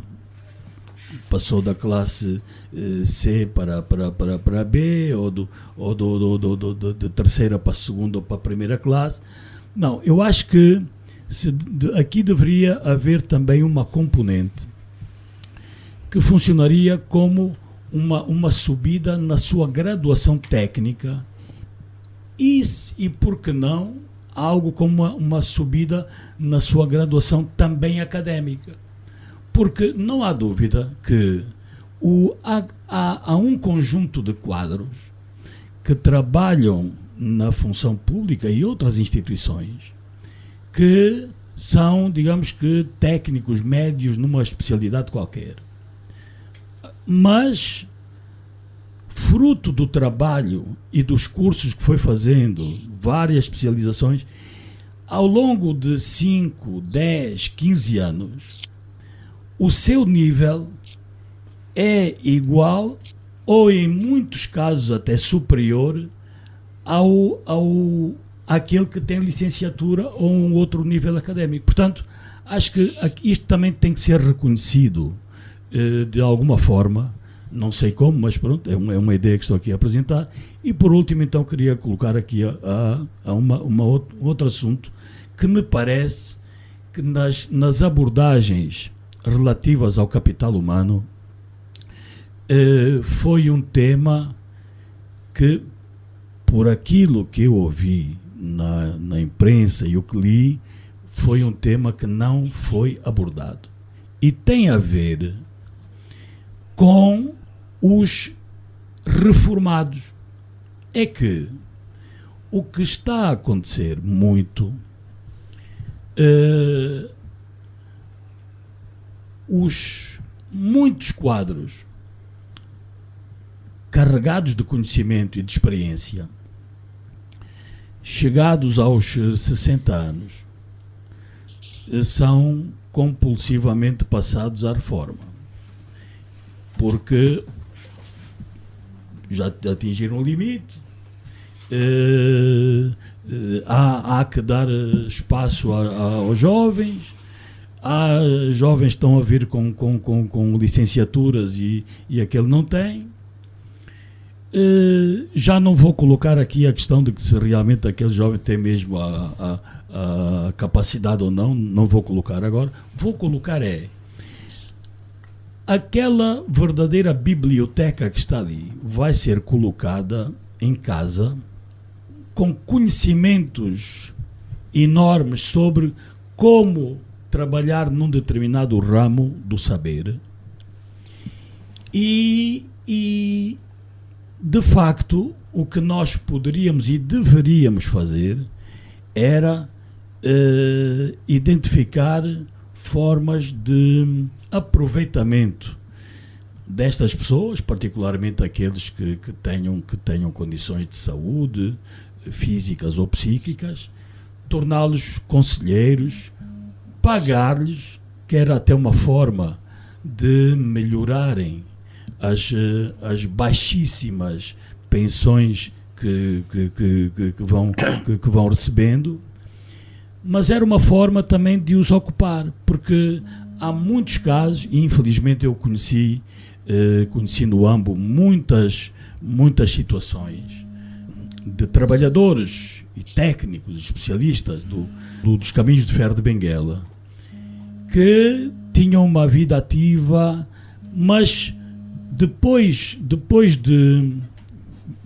de serem reformados, não ficavam em vida mais de 5, 10 anos. Portanto, porque começava-lhes a faltar algo, e este algo era o trabalho, era a transferência de conhecimento. E, portanto, acho que também abordar o capital humano é não esquecer que nós temos muitas e boas referências que podem e devem ser aproveitadas para a construção da Angola da atualidade e do futuro. Obrigado, Rui, com esta referência também aos reformados que podem ainda serem valorizados. Fechamos assim a segunda parte e voltamos daqui a pouco. Jornal 7 Dias. A semana em retrospectiva. A de Baio Vuns, Gustavo da Conceição, José Guerreiro, em inglês, Rui de Castro. Análise e comentário. Jornal 7 Dias. Aqui na LAC.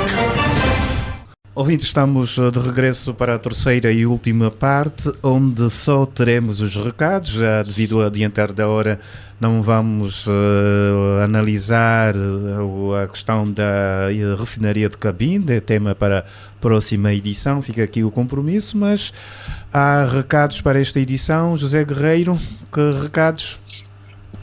Tenho dois recados, e acho que são todos ligados à superestrutura. O primeiro era, eu queria pedir à senhora Ministra das Finanças, Vera Daves, que a partir de agora, a parte, a percentagem dos impostos que eu desconto para o Estado é muito, a percentagem é mínima. Eu pedi à senhora Ministra que esta parte dos meus impostos seja retirado do salário da Ministra da Educação. Depois da arrogância, da afirmação de que os imigrantes não importam para nada, podem ficar no exterior, e depois do Sr. Presidente da República, do Ministro de Estado Adão do Nascimento, do Norberto Garcia, já têm dito que aquilo que ela disse não era verdade, voltou à sua arrogância e desconhecimento, denotando sinais de impreparação para o cargo. Recusou-se a responder a um jornalista sobre um fato objetivo do seu pelouro, voltou as costas aos jornalistas, e teve que ser o Sr. Luís Nunes, governador provincial de Luanda, a safar a onça, como se costuma dizer, e a tentar responder por ela. Trata-nos por burros e estúpidos, e quando comete gafes, acho que deve ter um assessor de comunicação ou algum outro colaborador que lhe faz ver a necessidade de corrigir o tiro, né? E deve fazer a necessidade, ver a necessidade dela de se retratar, mas este potencial colaborador que lhe dará os conselhos, né, para a questão da melhoria da imagem dela, ainda nos trata pior, né? Para ele ainda somos mais burros e mais estúpidos, porque com certeza que a resposta que a senhora deu foi antecipada de uma conversa com o tal senhor assessor, depois da recusa em tratar dos assuntos do seu pelouro com o jornalista. Veio fazer uma meia-culpa, graças ao facto de ter uma alergia, uma rinite alérgica, que não está bem com os protetores dos microfones da imprensa, porque tem que sair perto dos microfones. Isto parece brincadeira, não é?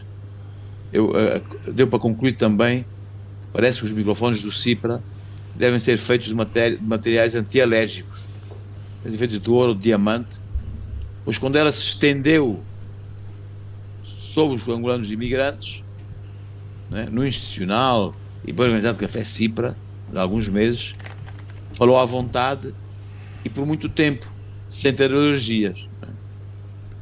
O segundo recado tem a ver com o facto de haver também boas notícias sobre os ministros.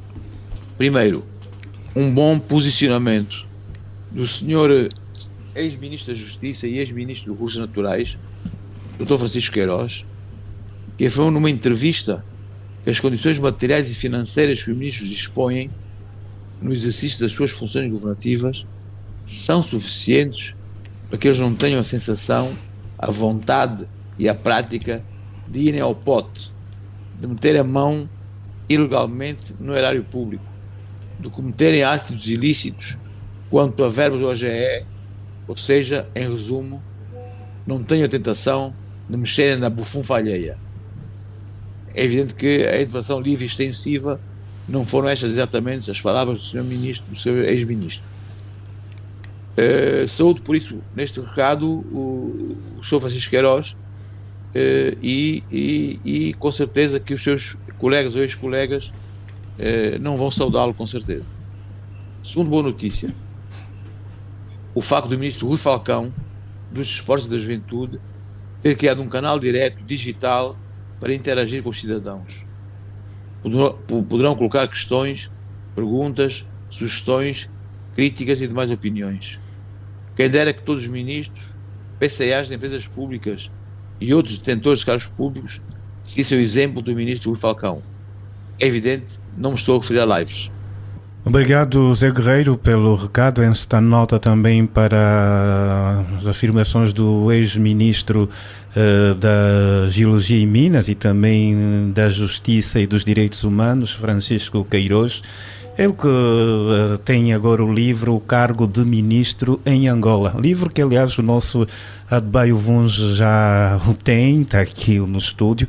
Ainda está a ler o livro, não fica ainda para recados, os recados que o ministro também passa, sobretudo aos jovens e novos ministros, como fez referência Francisco Queiroz, mas Rui de Castro, há recados para esta edição.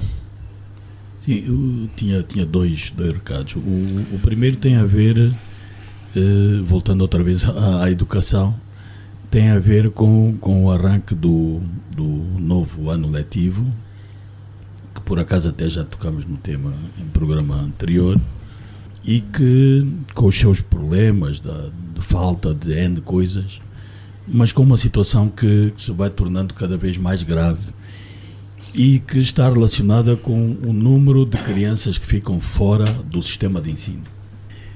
Os dados não são muito credíveis, nem batem certo uns com os outros.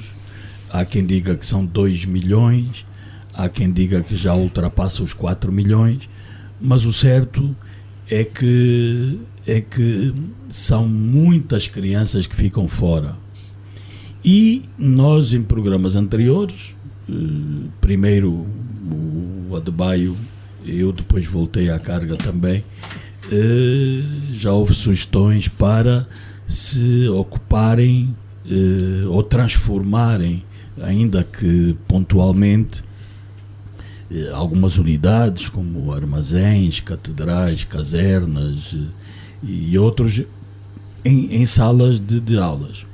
Bom, agora trazia uma outra sugestão, é que se ali onde houvessem estes problemas, que se agrupassem as crianças em, digamos que em 2 blocos, para que uns tivessem aulas às segundas, quartas e sextas e outros às terças, quintas e sábados.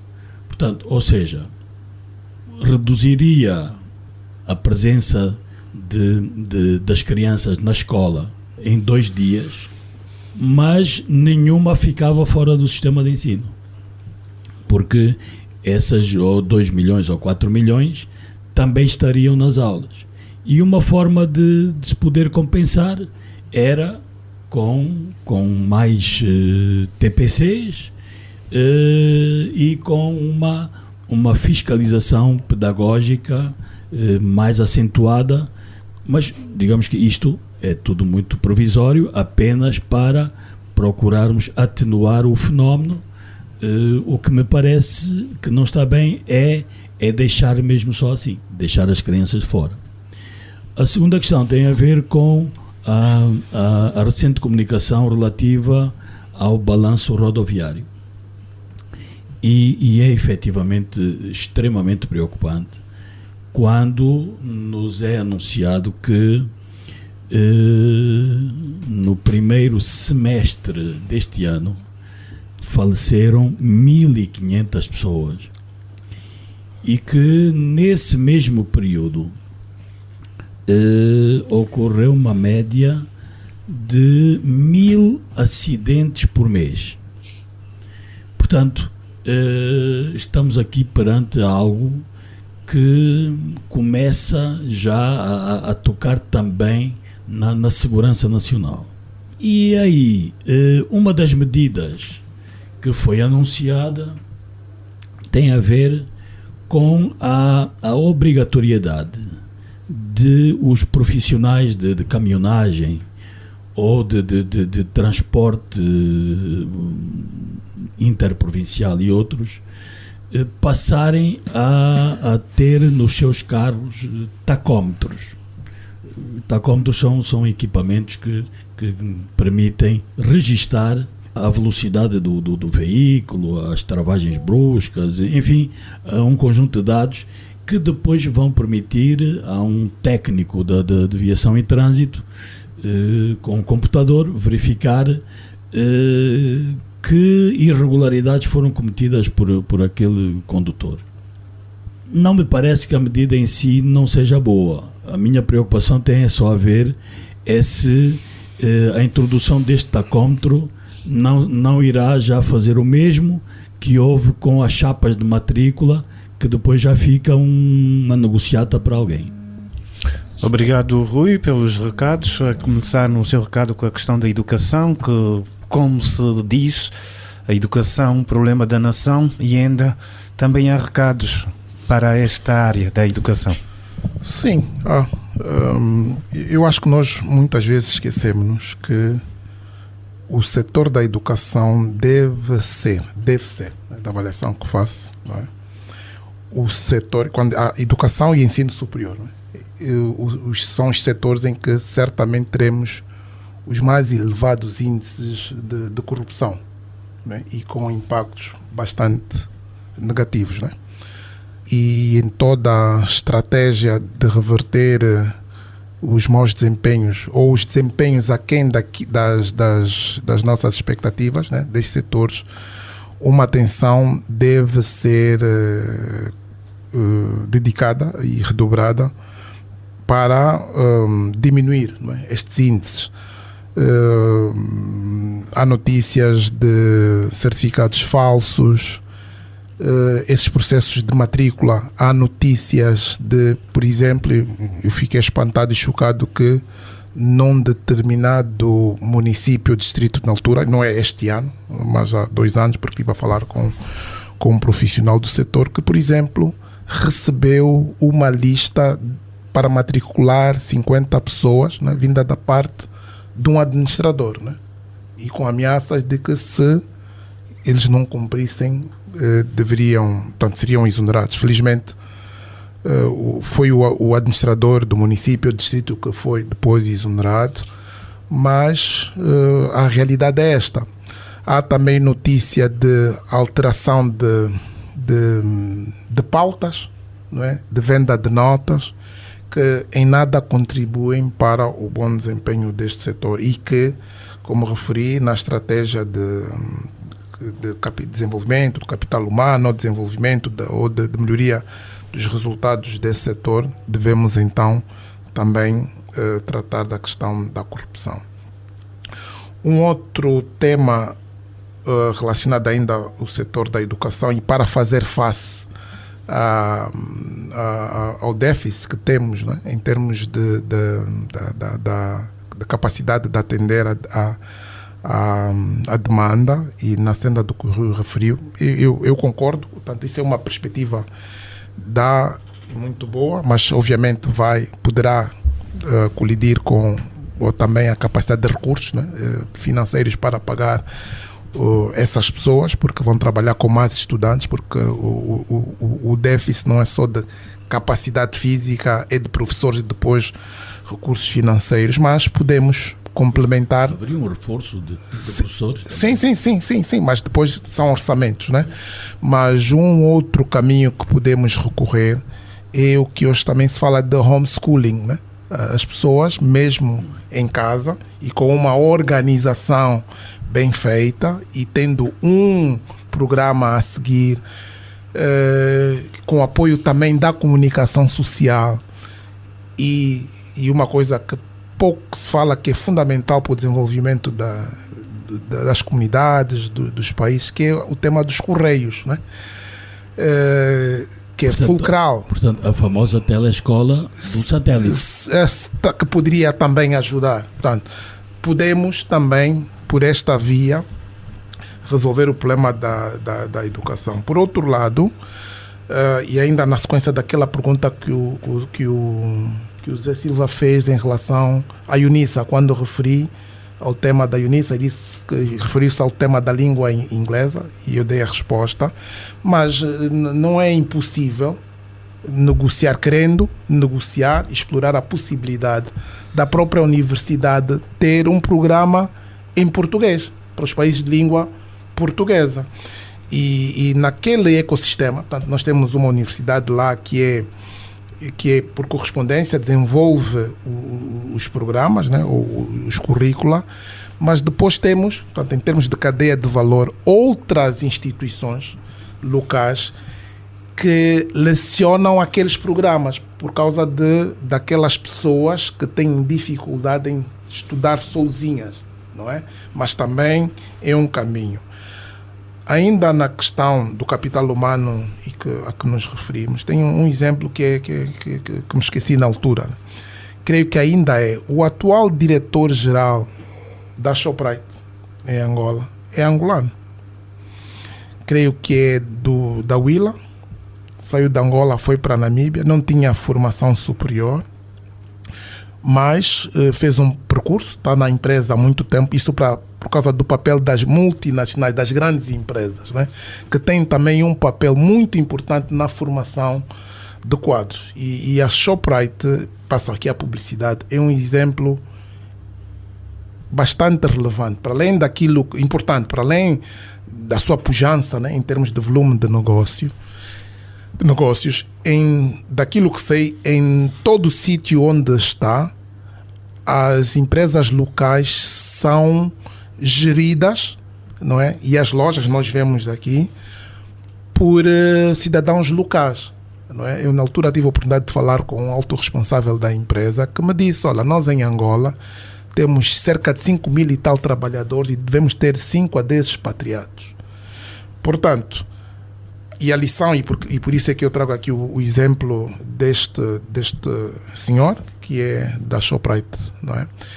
É que por via a profissionalização também acontece, e o desenvolvimento profissional no interior das grandes empresas, que uma pessoa, independentemente da sua qualificação, não é, e formação académica e o nível, não é, pode chegar ao topo e ser desenvolvido e se tornar o CEO de uma grande empresa nacional, sem necessariamente ser um técnico superior, mas conhecer de A a Z, porque foram desenvolvidas essas competências, aquilo que é todo o aspecto de gestão e liderança de uma companhia. E isto acontece, por exemplo, estamos a falar de uma Shoprite, mas um presidente, um alto executivo de uma empresa de tecnologia não tem necessariamente que ser formado na área de tecnologia ou em física ou em STEM.